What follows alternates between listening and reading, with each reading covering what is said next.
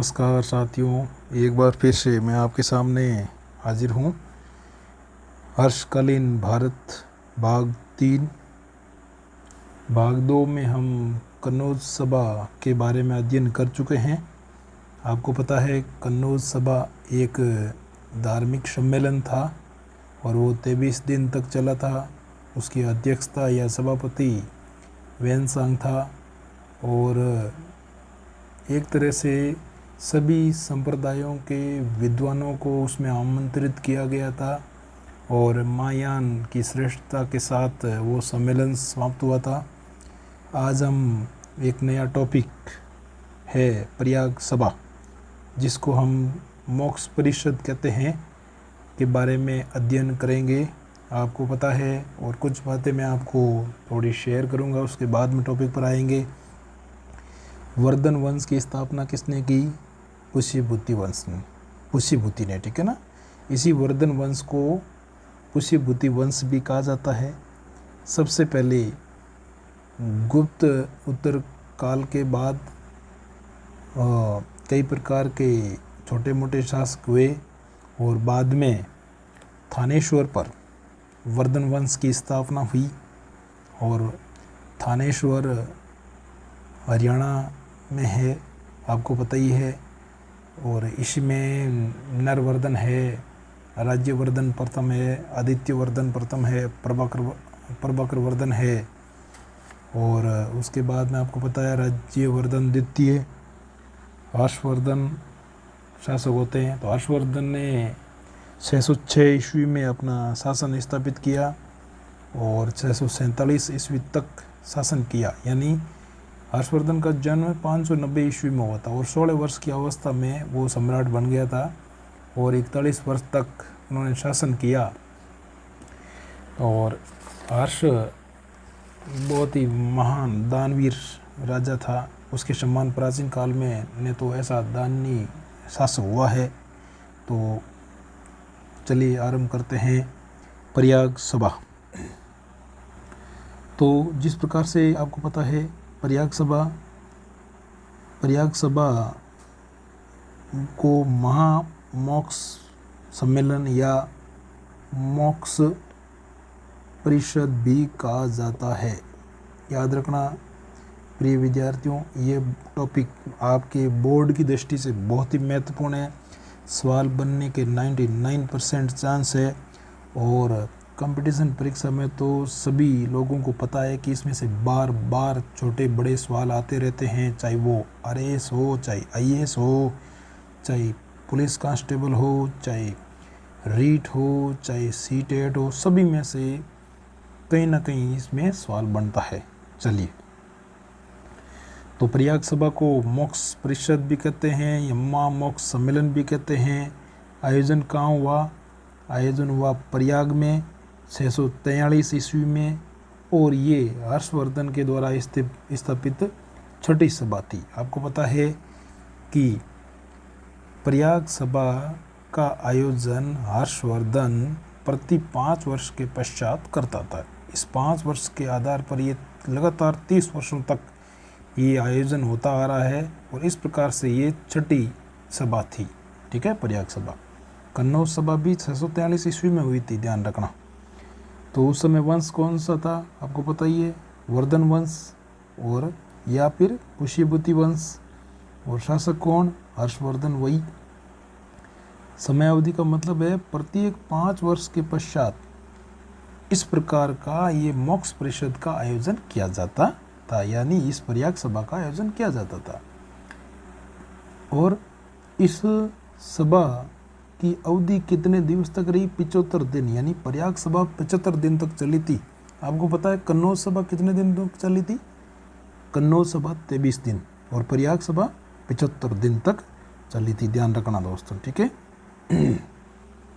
इस प्रकार से सभा में सम्मिलित कौन कौन हुए? सभा में सम्मिलित होने वाले शासकों में देखिए 18, यानी हर्षवर्धन के 18 राजसी मित्र और 5 लाख व्यक्ति सम्मिलित हुए। साथ ही साथ विभिन्न धर्माचार्य भी इसमें शामिल हुए। बहुत ही इम्पोर्टेंट बात है। कन्नौज सभा में तो 20 सामंत और राजा शामिल हुए थे। प्रयाग में 18 वेनसांग और हर्षवर्धन के राजसी मित्र शामिल हुए, लेकिन ये एक तरह से दान वितरण समारोह था, इसलिए इसमें 5 लाख व्यक्ति शामिल हुए। सभा का उद्देश्य क्या था? बहुत ही मोस्ट इम्पोर्टेंट, ध्यान रखना। 5 वर्ष में राज्य द्वारा संचित किए गए धन को दान करना, यानी 5 वर्ष के दौरान जितना भी धन संचित किया गया उस सब को दान में लुटा देना। इस प्रकार से इसको दान वितरण समारोह भी कहा जाता है। दान वितरण समारोह सवाल बन सकता है परीक्षा की दृष्टि से कि दान वर्ष की कौन सी सभा को दान वितरण समारोह के नाम से जाना जाता है? तो कौन सी? प्रयाग सभा। फिर प्रयाग सभा के कुछ कार्यक्रम है, वो कार्यक्रम के बारे में आपको बताते हैं किस प्रकार से ये प्रयाग सभा आगे बढ़ी। यानी प्रयाग सभा जब आरंभ हुई तो प्रथम दिवस में क्या हुआ? प्रथम दिवस में बुद्ध की मूर्ति स्थापित की गई और उसका सम्मान किया गया, ठीक है, और लोगों को असंख्य वस्त्र और बहुमूल्य वस्तुओं का दान दिया गया। पहले दिवस, यानी पहले दिवस में क्या हुआ? बुद्ध की मूर्ति स्थापित की गई, लोगों में असंख्य वस्त्र और वस्तुएं बांटी गई। फिर दूसरे दिवस में क्या हुआ? दूसरे दिवस के अंदर सूर्य मूर्ति स्थापित की गई। कौन सी मूर्ति? सूर्य मूर्ति स्थापित की गई और दान दिया गया। क्या दिया गया? दान। यानी पहले दिन तो बुद्ध की मूर्ति स्थापित की गई, दूसरे दिन सूर्य की मूर्ति स्थापित की गई, और तीसरे दिन क्या गया? शिव की मूर्ति स्थापित की गई और दान दिया गया। इस प्रकार पहले दिन क्या हुआ? पहले दिन बुद्ध की मूर्ति स्थापित, दूसरे दिन सूर्य, और तीसरे दिन शिव की मूर्ति स्थापित की गई और दान दिया गया। फिर चौथे दिन क्या किया गया? बौद्ध भिक्षुओं को दान दिया गया। चौथे दिन बौद्ध भिक्षुओं को दान दिया गया। फिर इसी प्रयाग सभा के 5वें दिन में ब्राह्मणों को दान दिया गया। फिर अगले 10 दिवस तक जैन धर्म और अन्य धर्मों के धर्माचार्यों या धर्मावलंबियों को दान दिया गया। उसके पश्चात अन्य कई दिवसों तक सुदूर देशों से, यानी बहुत से दूर देशों से आए हुए तपस्वियों को दान दिया गया। फिर अगले 1 सप्ताह तक ये कार्यक्रम चला। इनको सुदूर देशों के लोगों को दान देने का कार्यक्रम चला। फिर उसके अगले 1 माह तक क्या चला? निर्धन, अनाथ और दिव्यांग लोगों को दान देने का कार्यक्रम चला। इस प्रकार से ये कार्यक्रम 75 दिन तक चला। ठीक है दोस्तों, ध्यान रखिए, वापस सुनिए इसको। यानी पहले दिन क्या किया गया? पहले दिन बुद्ध की मूर्ति स्थापित की गई और लोगों को दान दिया गया। दूसरे दिन क्या किया गया? सूर्य मूर्ति स्थापित की गई, दान दिया गया। तीसरे दिन क्या किया गया? शिव मूर्ति स्थापित की गई, उसका सम्मान किया गया। और चौथे दिन बौद्ध भिक्षु, यानी दान की जो बड़े स्तर पर शुरुआत है वो चौथे दिन हुई है।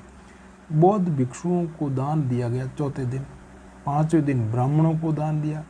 6ठे दिन जैन धर्म और अन्य सभी धर्मों के लोगों को दान दिया गया। तो इस से हमें क्या पता चलता है कि हर्ष ने सभी धर्मों का सम्मान आदर किया है। ये बहुत बड़ी बात है। यहाँ पर अगले 10 दिवस तक ये जैन धर्म और अन्य धर्मों के धर्मावलंबियों को दान दिया गया। फिर कई दिवस यानी सप्ताह भर तक सुदूर देशों के तपस्वियों को दान दिया। अगले 1 माह में क्या किया गया? निर्धन, अनाथ और दिव्यांग लोगों को दान दिया गया। और ये कार्यक्रम कितने दिनों तक चला? 75 दिन तक चला। इस बारे में वेनसांग ने बहुत ही बड़ी बात लिखी है, और ध्यान रखना क्या लिखा उन्होंने कि अब तक 5 वर्ष का जो संचित धन था वो सारा खर्च हो चुका था। घोड़ों, हाथियों और सैनिक उपकरण जो राज संपत्ति की रक्षा के लिए है आवश्यक थे, उन ये जो है ये शेष थे। इनके अलावा अब राजा के पास कुछ भी नहीं बचा। राजा ने हीरे, सामान, कपड़े, मालाएं, कंगन, कंठहार और चमकीले शिरोभूषण यानी सिर के आभूषण सब बिना भेदभाव के दान में दिए। सब कुछ दान देने के बाद हर्ष ने अपनी बहन राजश्री से पुराना वस्त्र मांगा और उसे पहनकर 10 दिशाओं के बुद्धों की पूजा की और प्रसन्नता अनुभव की। उसका कोष दान धर्म में समाप्त हो गया। देखिए, यानी 75 दिन तक 5 वर्ष के द्वारा संचित धन 75 दिवस में हर्ष ने सहर्ष लुटा दिया और प्रसन्नता अनुभव की कि मैंने जो 5 वर्ष के लिए जो धन संचित किया वो 75 दिन में 5 लाख लोगों के बीच में बांट दिया। इससे ज़्यादा मुझे खुशी की और क्या हो सकती है। ये हर्ष अपनी खुशी बयान कर रहा है। इस प्रकार दानवीर हर्ष ने दान और उदारता की पुरानी सभी सीमाओं को पार कर लिया। मानवता का कष्ट निवारण के लिए हर्ष ने सर्वस्व दान दिया, यानी सब कुछ दान दे दिया। बहुत ही महत्वपूर्ण बातचीत।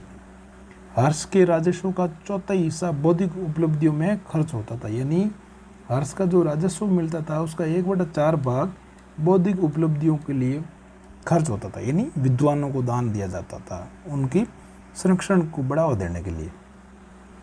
तो हर्ष के समय मयूर, बाणभट्ट, भर्तृहरि, मातंग दिवाकर और जयसेन बहुत सारे बड़े बड़े विद्वान थे। यानी मयूर ने क्या लिखा, मयूराष्टक और सूर्य शतक। इंपॉर्टेंट सवाल यहाँ बन सकता है कि मयूराष्टक और सूर्य शतक किसने लिखा, मयूर ने। हर्षचरित्र और कादम्बरी की रचना किसने की, बाणभट्ट ने। फिर भर्तृहरि और मातंग दिवाकर और जयसेन ये महान विद्वान थे जिन्हों को हर्ष ने संरक्षण दिया। आपको पता ही है जयसेन बौद्ध विद्वान था जिसको 80 गांव दान देने का प्रस्ताव रखा, लेकिन जयसेन ने मना कर दिया।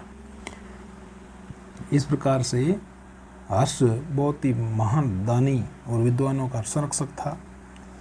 हर्ष खुद